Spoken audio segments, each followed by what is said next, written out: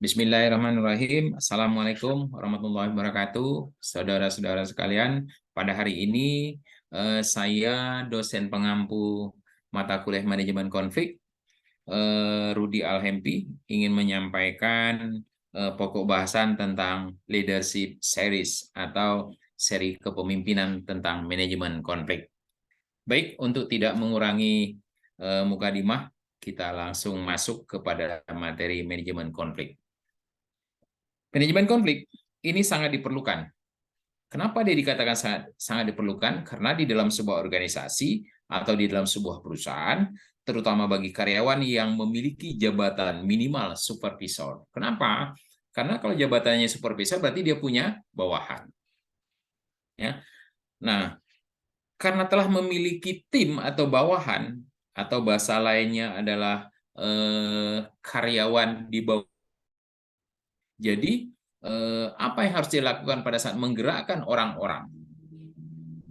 Nah, kalau begitu, mari kita kenal dulu apa yang dimaksud dengan manajemen konflik. Ada beberapa pendapat yang menjelaskan tentang manajemen konflik. Di sini, saya kepengen menyampaikan beberapa, salah satu di antaranya pandangan atau pendapat teori yang disampaikan oleh para ahli. Beliau menjelaskan konflik adalah merupakan kesalahpahaman, ketidakcocokan pengertian atau emosi maupun antar individu atau antar kelompok yang mengarah atau mengakibatkan timbulnya pertentangan atau permusuhan. Jadi jelas ya, ternyata manajemen konflik itu ya merupakan kesalahpahaman. Dari mana munculnya? Ya, kita bisa melihat nanti setelah ini saya akan sumber-sumber konflik. Sebelum saya lanjut ke sumber-sumber konflik, dari definisi tadi jelas bahwa kesalahpahaman, kecocokkan pengertian, atau persepsi, atau emosi, maupun antar individu maupun antar golongan, sehingga mengarah kepada hal-hal yang mengakibatkan timbulnya pertentangan atau permusuhan. Oke, itu gambaran daripada manajemen konflik. Nah, ternyata manajemen konflik ini sumbernya juga berbagai macam. Salah satu di antaranya sumber konflik itu ada di lingkungan tempat kerja, ada dari pribadi, kemudian apalagi bahwa munculnya kesalahpahaman bisa jadi komunikasi yang tidak pas sehingga persepsinya berbeda, ataupun dari struktur kita tahu bahwa di dalam struktur organisasi itu kan banyak hal yang membuat job description itu seharusnya melaporkan kepada siapa, karena di tempat kerja atasan itu cukup banyak sehingga dia harus melapor kepada atasan yang mana. Nah, apakah atasan yang lain juga bisa berperan sebagai atasan si bawahan tadi? Nah, ini juga yang merupakan sumber-sumber daripada konflik. Jadi jelas ya, sumber konflik itu ada lingkungan, ada pribadi, ada komunikasi, dan ada struktur yang diciptakan sendiri. Jadi sebelum kita lanjutkan, baik, pandangan tentang konflik itu sendiri. Nah, di sini saya kepengen jelaskan bahwa pandangan tentang konflik. Baik, pandangan tentang konflik, bila kita lihat dari pandangan tradisional, konflik itu dapat merusak. Oleh sebab itu, segala bentuk konflik harus dihindari. Ini pandangan tradisional terhadap konflik. Jelas ya, tadi konflik kita sudah tahu bahwa ada kesalahpahaman, ada ketidakcocokan, sehingga muncul beberapa pandangan. Salah satu di antaranya yang baru saya sampaikan tadi adalah pandangan tradisional. Apa katanya? Bahwa konflik itu adalah merusak. Oleh sebab itu, segala sesuatu yang berbentuk konflik itu harus dihindari. Nah, untuk menghindari ini merupakan peranan siapa? Atasan. Makanya tadi saya katakan, manajemen konflik ini yang layak dimiliki oleh atasan. Paling tidak mereka berstatus sebagai supervisor, karena supervisor sudah punya bawahan. Baik, yang kedua, pandangan terhadap konflik, yaitu hubungan antar manusia. Bagaimana hubungan antar manusia melihat konflik? Di sini dikatakan bahwa konflik merupakan gejala natural Oleh sebab itu, terimalah sebagai kenyataan yang harus dihadapi. Maksudnya apa gitu? Di tempat kerja, mau tidak mau, suka tidak suka, sebagai bawahan, dia akan menerima. Nggak bisa dia bilang tidak terima. Karena itu adalah merupakan segala suatu aktivitas yang direncanakan, yang dibuat, yang dilakukan oleh bawahan adalah atas perintah atasan. Sehingga pandangan, jika kita melihat dari pandangan hubungan antar manusia, dia nyatakan bahwa konflik itu merupakan gejala natural. Oleh sebab itu, terimalah sebagai kenyataan yang harus. Itu pandangan tradisional, yaitu pandangan tentang konflik. Di sini bisa dikatakan yang terakhir ya, karena kan tidak semua, tidak semua teori yang saya ambil sebagai masukan daripada pandangan tentang konflik. Tetapi yang ketiga, atau dalam teori ini, dalam pertemuan ini, saya anggap yang terakhir, yaitu pandangan interaksionis. Apa? Pandangan interaksionis melihat konflik. Menurut pandangan interaksionis, konflik selain positif bagi kelompok, ingat ya, selain bernilai positif bagi kelompok, dia juga perlu ada kelompok mencapai sasaran secara efektif. Artinya apa? Konflik selain positif bagi kelompok, selain bernilai bagus bagi kelompok, juga perlu ada kelompok yang mencapai sasaran secara efektif. Artinya apa? Ini memang dibuat sehingga bisa untuk kelompok itu sendiri, atau dia beranggapan bahwa perlu agar kelompok mencapai sasaran itu bisa efektif. Contoh, nah mungkin setelah ini saya berikan contoh ya, jangan terlalu cepat berikan contoh ya.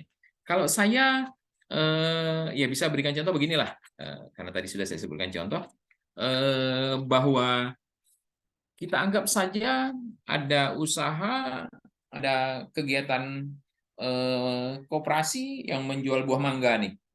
Ada 3 orang melalui koperasi. Dia lakukan penjualan, yang menjual itu ditunjuk si A, si B, si C. Dia punya atasannya si Z.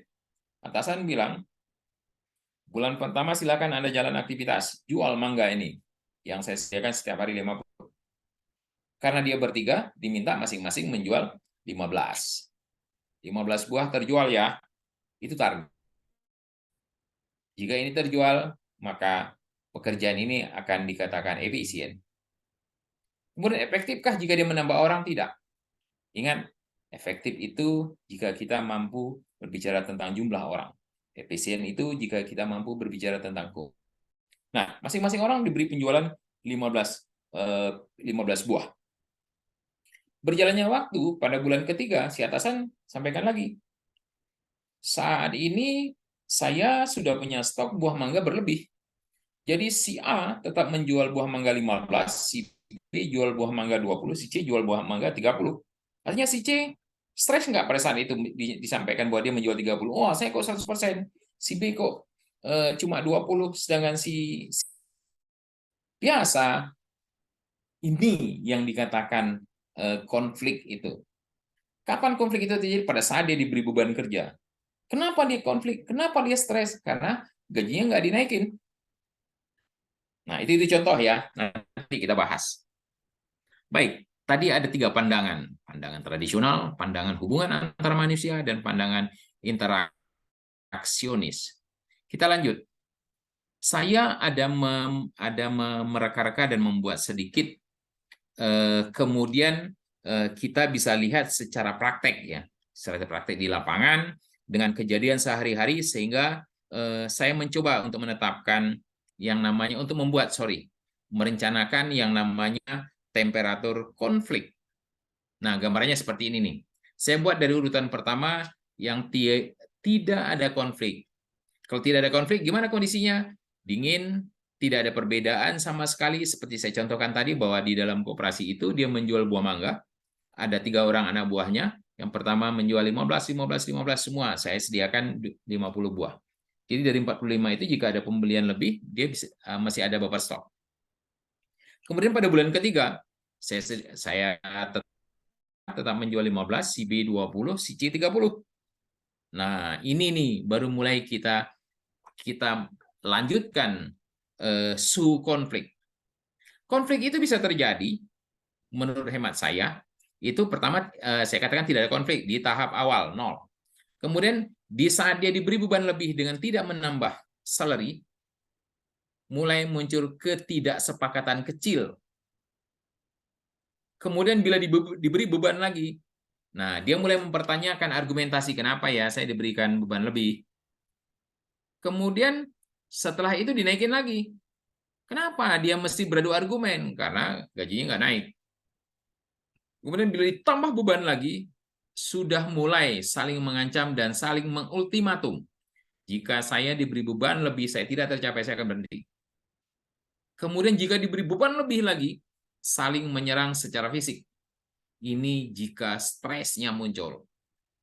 Dan puncaknya adalah berupaya saling memusnahkan. Nah, jadi artinya apa? Temperatur ini yang buat siapa? Atasan. Kalau di sini saya yang buat. Saya yang contoh. Saya melihat kondisi yang terjadi sehari-hari. Kalau di tempat kerja, ini adalah peranannya atasan. Sehingga atasan berbuat apa? Untuk mengantisipasi konflik. Nah, jadi dalam hal ini, peran seorang leaders atau peran seorang pemimpin itu harus bisa memanage atau mengatur sehingga bisa terkendali dengan sebaik-baiknya konflik yang ada di lingkungan kerjanya sendiri. Karena apa yang buatnya atasan, yang harus atasi adalah atasan. Cara mengatasi gimana? Nah, dia buat ini suhunya, dia buat ini skalanya, dia buat ini grafiknya. Sehingga jika kondisi itu pada posisi 1 atau 2, nah saya antisipasinya seperti ini.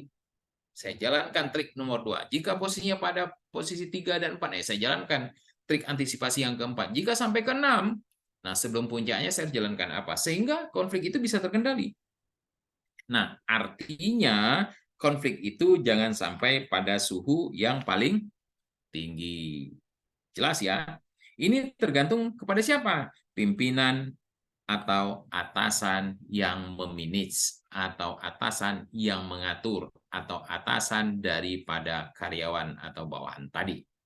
Sampai di sini, bagi yang ada mau bertanya, seperti biasa, saya sudah sediakan form pada saat perkuliahan ini, sehingga Anda lebih fokus mendengar, Anda lebih fokus memperhatikan, Anda lebih fokus menyimak, karena ilmu itu bisa kita dapati dengan berbagai macam cara. Mendengar, melihat, menyimak, atau menulis. Ya. Dan terakhir, setiap mata kuliah saya berharap Anda bisa membuat ringkasan. Ringkasan saya yang tentukan. Berapa banyak? Hanya 1 lembar. Nah, peranannya nanti akan fungsinya nanti, gunanya nanti akan saya sampaikan. Baik. Tadi saya sudah jelaskan bahwa konflik itu jangan sampai pada suhu yang paling tinggi. Karena kejadian ini itu tergantung kepada pimpinan atau atasan yang memanage atau yang mengatur atau yang punya bawahan. Nah, apabila ini bisa terkendali, sehingga apa yang harus kita lakukan? Kita harus menjaga konflik itu harus berada pada suhu yang pas, yang sesuai, yang menjadi tujuan kita, sehingga dia bisa efektif dan efisien. Jelas ya? Nah, artinya tidak terlalu tinggi dan tidak terlalu rendah, sesuai dengan yang kita inginkan. Kemudian kita masuk ke dalam resolusi konflik. Apa pula ini yang dimaksud dengan resolusi konflik? Kenapa kita harus berbicara tentang resolusi konflik? Resolusi konflik itu adalah teorinya ada beberapa yang dapat kita lihat. Baik, pada penjelasan ini saya kepengen masuk kepada resolusi konflik. Oke, ini dia. Nah, jadi teori yang menjelaskan tentang resolusi konflik itu terbagi menjadi 1, sasaran superordinasi. Ini teorinya.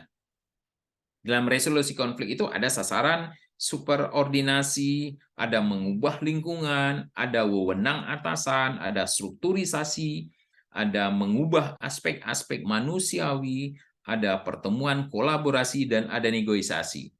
Karena dengan resolusi konflik, ini semuanya bisa terkendali. Baik, saya lanjut. Bahwa sasaran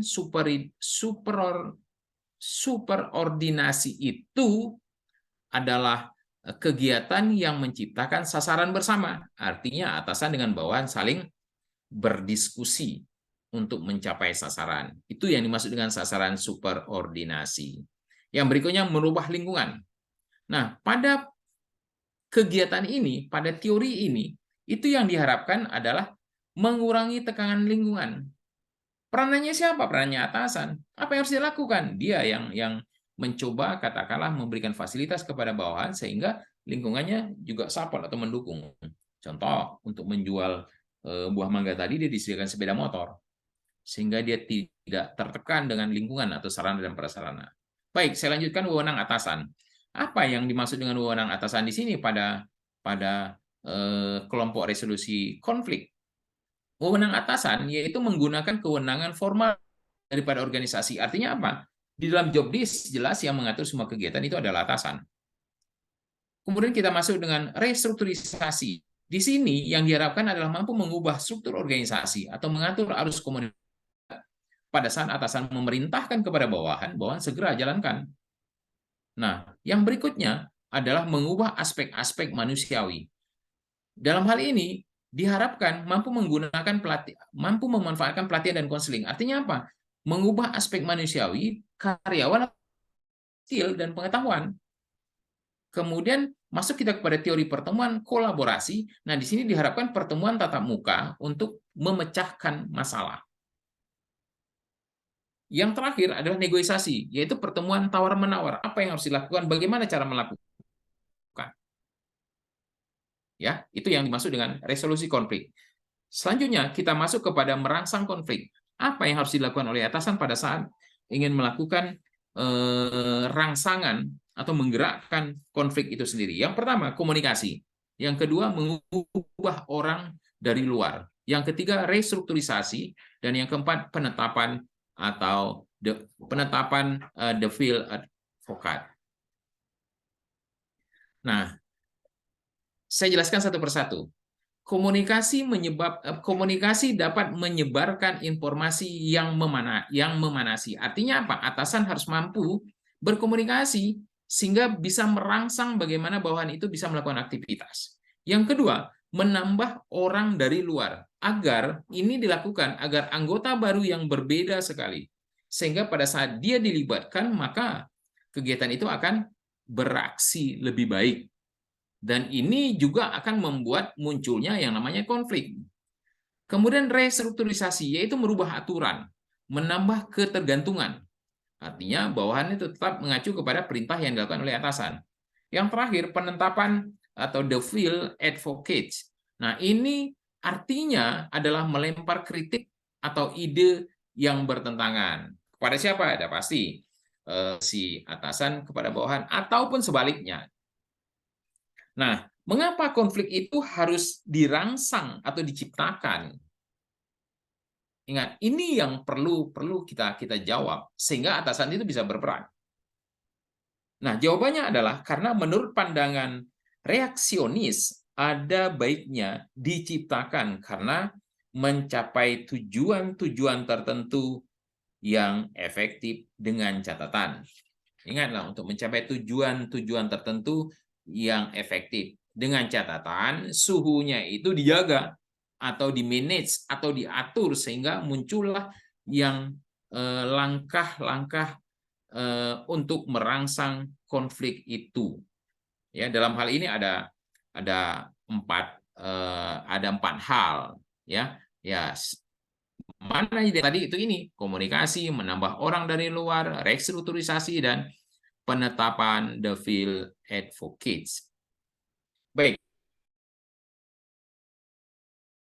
Konflik. Sekarang kita masuk. Setelah kita bisa menciptakan konflik, paling tidak kita harus bisa satu membuat strategi mengatasi konflik. Jangan sampai itu dibuat saja tidak. Nah, gebiar jadi porak-poranda, itu juga salah. Nah, sehingga atasan itu harus mampu. Mampu seperti apa? Dia membuat strategi. Strategi itu supaya bagaimana? Bisa mengantisipasi konflik. Kenapa? Karena konflik itu kan sebenarnya dibuat. Nah, di sini saya kepengen menjelaskan sedikit bahwa strateginya seperti apa, maksudnya strategi ini untuk mengatasi konflik itu sendiri ya.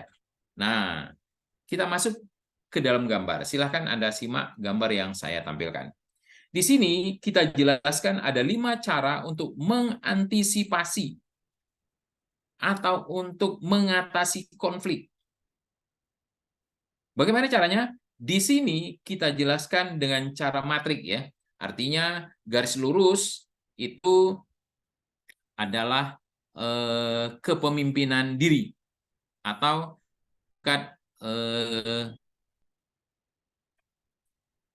tingkat tujuan ya. Kepentingan untuk mencapai tujuan. Ya, kepentingan untuk mencapai tujuan itu dari rendah sampai ke yang tinggi.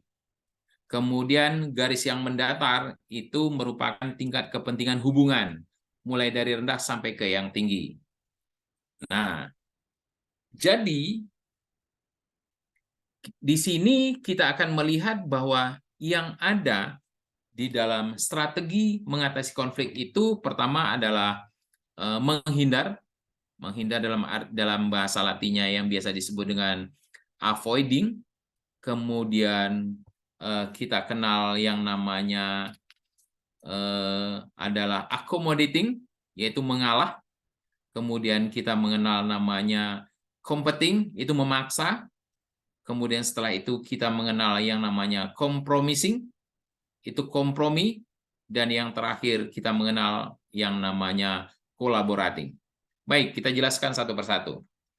Apa yang dilakukan pada kondisi menghindar, atau dalam bahasa lainnya adalah avoiding. Nah, pada posisi ini yang dilakukan adalah ini ya, pada posisi ini yang dilakukan adalah kedua belah pihak menolak untuk mencari jalan keluar. Kenapa dia masih menolak? Posisinya masih rendah kok, masih baik-baik saja. Posisinya berada di sini nih. Ya. Nah, apa yang ada di sini? Ini tingkat kepentingan pencapaian tujuannya ya masih rendah. Kemudian tingkat kepentingan hubungannya juga masih rendah. Berarti yang terjadi apa? Kedua belah pihak menolak untuk mencari jalan keluar. Ya udah ada oke kok, udah mapan kok. Nah, kemudian yang berikutnya bertingkah no problem. Artinya ya nggak masalah gitu. Kemudian bisa juga sebagai bentuk penundaan proses. Dia jalan normal saja. Bagaimana dia menunda proses pembicaraan konflik dalam upaya mengontrol emosi? Ya, dia masih bisa mengendalikan diri. Artinya, jika masalah sepele ya udah dihilangkan saja. Mendapatkan suasana dingin yang membuat dia menjadi nyaman dan santai. Baik, kita masuk ke yang berikutnya adalah mengalah atau accommodating. Bagaimana posisi yang kedua pada accommodating? Ini ya posisinya.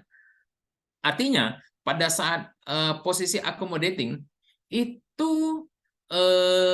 tingkat kepentingan pencapaian tujuan itu masih rendah. Masih di level bawah. Tetapi tingkat kepentingan hubungan itu diperlukan karena dia sudah pada posisi yang tinggi. Artinya dia harus melakukan mempersilahkan atasan ini ya, peranan atasan. Dia harus mempersilahkan pihak lain mencapai tujuannya. Kemudian jika menyadari memang ternyata salah, karena mendahulukan kepentingan hubungan. Jika masalahnya jauh lebih penting bagi pihak lawan, perlu menjaga hubungan agar komunikasi tetap bisa berjalan. Kemudian selain daripada itu menumbuhkan sosial kredit atau kepercayaan diri untuk sama-sama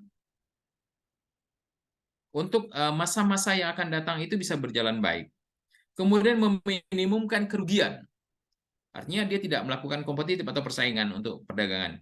Jika kesatuan dan persatuan sangat dia utamakan, sehingga kalau dia branding, maka dia akan melakukan kegiatan itu secara bersama-sama. Selain itu adalah mengembangkan anak buah, artinya diberikan pelatihan. Karena anak buah itu tidak akan bisa untuk meningkatkan hubungan dengan pihak luar kalau tidak diberikan skill atau keahlian. Yang selanjutnya, untuk masuk pada fase berikutnya, yaitu pada fase ini nih, competing atau memaksa. Apa yang harus dilakukan oleh atasan? Tidak ada yang mau mengalah. Ingat, pada posisi ini butuh bantuan mediator. Atasan harus bisa memanfaatkan orang lain atau teman dekat daripada karyawan, yaitu sebagai mediator. Ya. Jika mutlak harus cepat, Artinya kebutuhan untuk konflik itu harus segera diatasi. Masalah penting tidak populer. Kemudian, masalah penting, tindakan tidak populer. Nah, ini harus dijaga. Masalah vital bagi organisasi dan Anda yakin itu benar. Menghadapi orang yang ambil keuntungan dari perilaku non-kompetitif. Ingat ya, menghadapi orang yang ambil keuntungan dari perilaku yang tidak bersaing, artinya egonya muncul. Kemudian kita masuk kepada compromising atau kompromi. Ini nih, kompromi. Posisinya netral di tengah. Nah, pada saat atasan itu, pada saat membuat strategi menjadi lebih baik, itu si atasan harus mampu berperan sebagai sosok yang kompromi. Apa yang harus dijalankan? Tawar-menawar atau negosiasi dengan bawahan. Sehingga kegiatan itu bisa berjalan dengan baik dan benar. Yang kedua, solusi yang bisa diterima oleh kedua belah pihak. Ambil jalan tengah. Sehingga atasan tujuannya tercapai, bawahan juga senang dalam melaksanakan aktivitas. Jika tujuan penting, sementara cara yang lebih asertif itu lebih buruk. Artinya dia harus bisa memberikan solusi. Kekuatan benar-benar seimbang. Artinya kebutuhan atasan dan kebutuhan bawahan sama-sama tercapai. Yang berikutnya, mendapat posisi sementara untuk isu yang konflik. Kemudian mencapai pemecahan yang memadai dalam situasi yang sangat mendesak. Nah, ini kan peranan atasan. Kemudian yang terakhir sebagai backup bagi kegagalan competing dan collaborating. Nah, ini dia kompromi jatuhnya. Kemudian yang terakhir, saya kepengen menjelaskan tentang collaborating atau kolaborasi. Nah, collaborating itu ini nih, di mana tingkat kepentingan pencapaian tujuan itu tinggi, kemudian tingkat kepentingan hubungan juga tinggi. Nah, baik. Yang terakhir bahwa pada saat kolaborasi, yaitu kegiatan yang harus dilakukan oleh atasan adalah win-win solution. Tujuan kedua belah pihak tercapai, mendapat solusi yang integratif jika kedua pihak menganggap penting. Jika sasarannya ialah belajar, menumbuhkan pengertian bagi pihak-pihak yang berbeda sudut pandang, memperoleh komitmen dengan melibatkan dalam konsensus, yang terakhir memanfaatkan perasaan. Baik, saudara-saudara sekalian, itu yang bisa saya sampaikan pada pertemuan ini, yaitu mata kuliah manajemen konflik. Semoga ini bermanfaat. Saya sudahi dengan wabillahi taufiq wal hidayah. Assalamualaikum warahmatullahi wabarakatuh.